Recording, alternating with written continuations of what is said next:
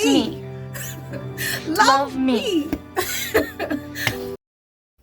I don't know what it is about starting a new project or painting, whatever it is, that gives me so much anxiety. Even when I'm just at the stage of just preparing a canvas, I guess I get in my head a lot and it ends up taking so much for me just to start. I don't know. Maybe I'm being overly dramatic.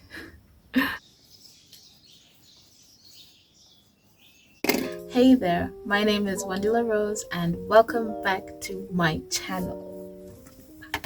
So, this video will technically be one of three. For today, we'll be preparing a canvas for painting. Let's get started. Before we get started, actually, I first want to show you the products that we'll need or that I'll be using. Of course, you need a frame. Mine's over here. It's a bit too big for the frame, but anyway, it is 70 centimeters by 90 centimeters. I didn't make this. I wish I knew how to make frames, actually. In my opinion, it would be so much more affordable, but alas, I don't have the supplies that I need or the space, so it is what it is. But anyway, I got this made. That's the size, 70 by 90. For the fabric, this is what I use. Is it called fabric? I've heard canvas sheet, canvas fabric, stretcher. Personally, I go with the flow, but depending on who I'm talking to. But anyway, this is what it looks like. If you're located within Nairobi, I usually buy this along Biashara Street. The name of the shop is Rivatex. I'll put the information down below. For the primer, I use this one. It's by Duracoat. It's a vinyl silk and it is water-based in the color, I think it's candy almond if I'm not mistaken. I can't see it right here. The color doesn't matter. I just picked a color that was closest to the sheet that I use, but it doesn't really matter as long as it is a water-based paint. You're good to go. You'll also need some handy tools. So a paintbrush, of course, a hammer, and a staple gun. So the staple gun isn't exactly necessary. You can use, nails and a hammer. This is just what I happen to have. I've had this for years actually. But yeah, and staples, of course. So the hammer is just in case the wood is too hard and as you staple it doesn't go through. So yeah, that's pretty much everything. So let's get to it. When you're preparing the canvas fabric to staple it to your canvas, you need to make sure that the side with the ridges is on the outside, because that's the side that we're going to paint on. And the softer side, I would say, is what we don't need. As I was saying at the start of the video, I don't know what it is that causes so much anxiety within me when I'm starting a new painting or a new project. I think I overthink things. I try to make sure I have a clear picture of what it is I'm trying to create, and that's when I feel justified in creating it. Rather than just starting, as long as an idea has sparked in my mind, just start. It doesn't matter, because even when I do plan out a painting or a sketch or anything, it does change during the creation process. It's bound to happen because our minds are constantly working and constantly analyzing and reassessing to the point that something that we thought would make sense before won't. And I struggle with being okay with the unknown. Generally in life, actually, I'm not as spontaneous of a person. So sometimes when it comes to my paintings, as much as I use that as a release from my thoughts or expressing what I'm thinking, I also overthink the expression. Will it be understood by whoever looks at my work? Will it be clear?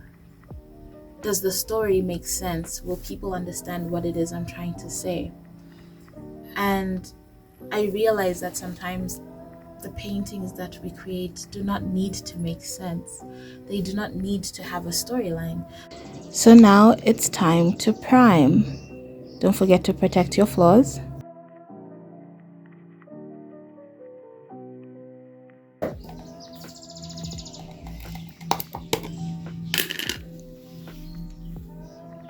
When it comes to the amount of paint and water that I mix in, I don't really have a measuring ratio. I just make sure the consistency isn't too runny and it isn't too thick.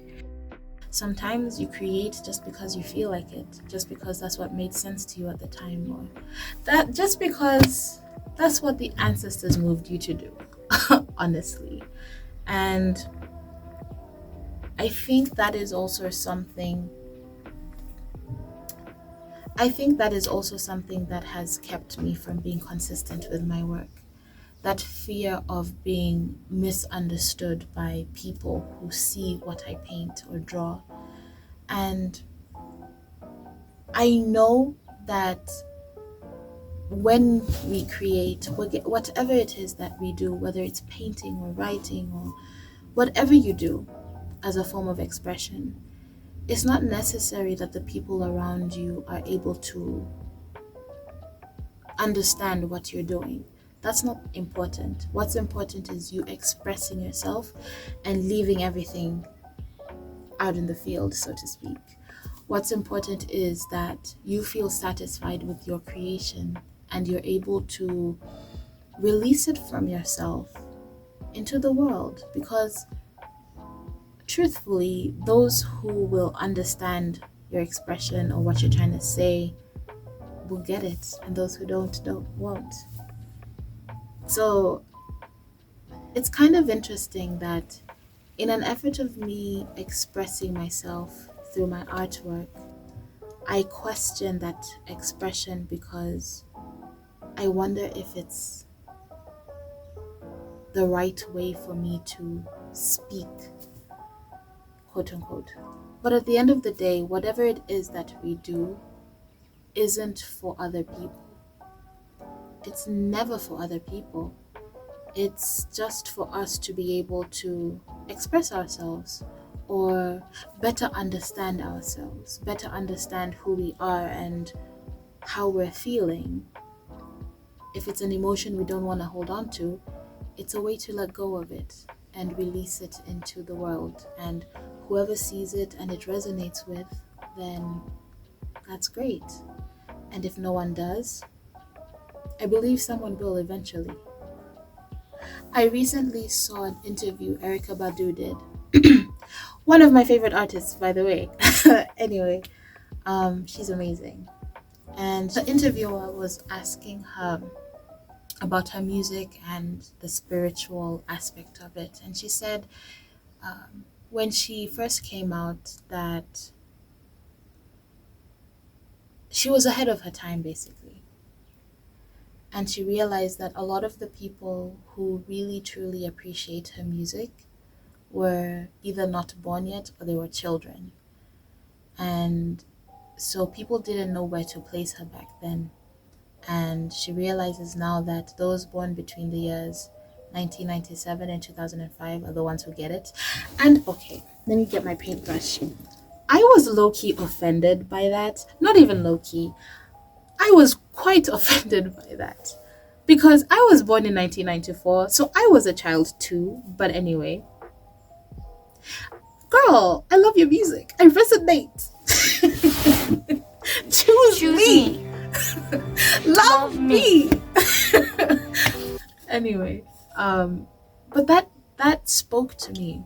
What she said really spoke to me, because sometimes when you're starting out as an artist or you're trying to figure out who you are as a person, even whether you or as a creative, let me say, a photographer, a writer, it doesn't really matter, dancer, you create work and you feel so frustrated because you are not necessarily getting the appreciation or attention that you would like. Maybe you're not making the sales, or people are not reading your work, and you feel almost discouraged because as much as, yes, you create for yourself, sometimes you also want people around you to listen to what you have to say. I think a lot of us feel like we're not being heard when we speak, so it hurts even more when you feel like you're not being heard when you express. And holding on to the idea that perhaps, maybe, what we create right now is not really for the people around us, but it's for people later on. It keeps me encouraged, really.